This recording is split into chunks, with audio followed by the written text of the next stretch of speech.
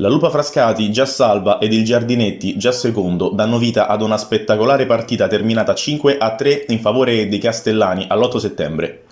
Subito Lupa in avanti, al primo minuto infatti è già 1-0 con l'invenzione di Maggio a servire Muzzi in mezzo all'area di rigore, poi il numero 11 spinge in rete e riesce a portare i suoi in vantaggio, quindi nei minuti successivi il Giardinetti cerca di rialzare la testa, ma al quarto d'ora subisce il raddoppio dei frascatani con il gol questa volta di Maggio che si mette in proprio dai 20 metri, riesce a calciare con il mancino preciso all'angolino dove non può arrivare il portiere ed è 2-0 Lupa. I padroni di casa non intendono fermarsi e riescono qui ancora a rendersi pericolosi con Maggio che cerca di superare il portiere in uscita, poi chiude tutto Toselli per evitare il peggio che comunque arriva sul calcio d'angolo successivo con il colpo di testa di Savo, para il portiere, poi la pallone resta lì e condotta da veramente pochi passi riesce a spingere in rete e firmare il terzo gol per i suoi. Il Giardinetti cerca di rientrare in partita con Piro, qui il numero 7 entra in area, calcia, termina alta però la sua conclusione, quindi c'è la risposta dei padroni di casa poco più tardi con questo pallone per Splendori che sul secondo palo tutto solo non riesce a deviarlo in rete. È proprio Splendori però il protagonista del poker che arriva a ridosso del duplice fischio, qui la triangolazione si chiude però Splendori non riesce a trattenere il pallone, Merola lo riconquista e ancora una volta il numero 7 glielo soffia, mette quindi il pallone in mezzo per Maggio che fa 4-0 Lupa, risultato sul quale le due squadre rientrano negli spogliatoi.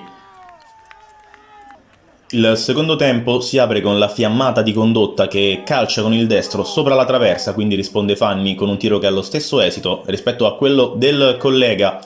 Arriviamo al 15° ed arriva il primo gol del Giardinetti con il solito Michael Piro che cerca di mettere in mezzo questo pallone, poi la sfera non tocca nessun altro giocatore, sbatte sul palo ed entra in rete, quindi ancora il numero 7 pericoloso con questo colpo di testa che termina però sul fondo, quindi di nuovo un'occasione per il Giardinetti, ancora per Michael Piro che entra in area, calcia, trova però l'attenta uscita di Antonucci che chiude tutto.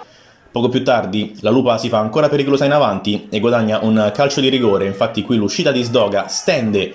il neoentrato Castelli, arriva sul dischetto Testa che calcia e mette in rete il quinto gol della Lupa Frascati, poi lo specialista dei calci di rigore va in panchina ad abbracciare mister Mussoni.